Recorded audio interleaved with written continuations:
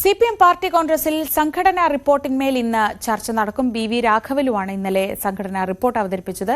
നിലവിൽ 5 രൂപ ആയ പാർട്ടി അംഗത്വ ഫീസ് കാലോചിതമായി പരിഷ്കരിക്കാനുള്ള പാർട്ടി ഭരണഘടനാ ഭേദഗതിയും ഇന്നുണ്ടാകും. സംഘടനാ റിപ്പോർട്ടിന്മേലുള്ള ചർച്ചയ്ക്ക് നാളെ രാഘവലു മറുപടി പറയും. അതിനുശേഷം പുതിയ കമ്മിറ്റിയെയും ജനറൽ സെക്രട്ടറിയും പാർട്ടി കോൺഗ്രസ് തെരഞ്ഞെടുക്കും. ജനറൽ സെക്രട്ടറി സ്ഥാനത്തേക്ക് എം.എ. ബേബിക്കാണ് സാധ്യത. വി അരുൺ വിവരങ്ങളുമായി മധുരയിൽ നിന്ന്. അരുൺ, ഇന്ന് എം.എ. ബേബിയുടെ ജന്മദിനമാണ്.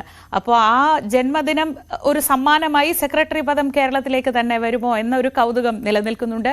ഇന്ന് എന്തൊക്കെ നടപടിക്രമങ്ങൾ എപ്പോഴൊക്കെ നടക്കാറുണ്ട്?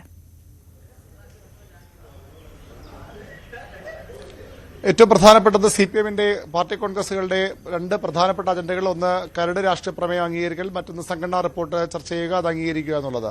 അതിൽ കരട് രാഷ്ട്രീയ പ്രമേയം ഇന്നലെ അംഗീകരിച്ചത് രാഷ്ട്രീയ പ്രമേയമായി മാറിക്കഴിഞ്ഞു. സിപിഎമ്മിന്റെ അടുത്ത 3 വർഷത്തേക്കുള്ള ദേശീയതലത്തിലുള്ള തെരഞ്ഞെടുപ്പ് സഖ്യവും അതുപോലെ തന്നെ അതുമായി ബന്ധപ്പെട്ട രാഷ്ട്രീയ നീക്കങ്ങളുമൊക്കെ വ്യക്തമാക്കുന്ന പ്രമേയമാണ് ഇന്നലെ അംഗീകരിക്കപ്പെട്ടത്. ഇനിയുള്ളത് സംഘടനാ റിപ്പോർട്ടിന്മേലുള്ള ചർച്ചയാണ്. ഇന്നലെ ബി രാഘവലുവാണ് സംഘടനാ റിപ്പോർട്ട് അവതരിപ്പിച്ചത്. അതിൽ ഇന്ന് ചർച്ച തുടങ്ങും. നാളെ അതിന് മറുപടി രാഘവലു പറയുകയും ചെയ്യും.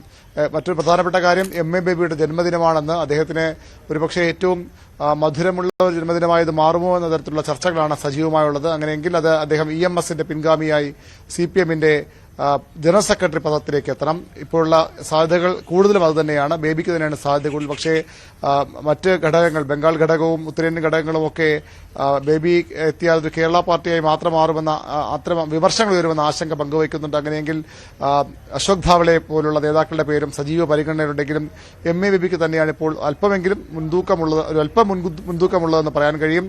അങ്ങനെയെങ്കിൽ ബേബിക്കൊരു വലിയ പിറന്നാൾ സമ്മാനമായി ഈ പാർട്ടി കോൺഗ്രസ് മാറും. പാർട്ടി കോൺഗ്രസിനിടെയാണ് അദ്ദേഹത്തിന്റെ ജന്മദിനം ഇത്തവണ വരുന്നത്. വി അരുണാണ് വിവരങ്ങൾ നൽകിയത് മധുരയിൽ നിന്ന്.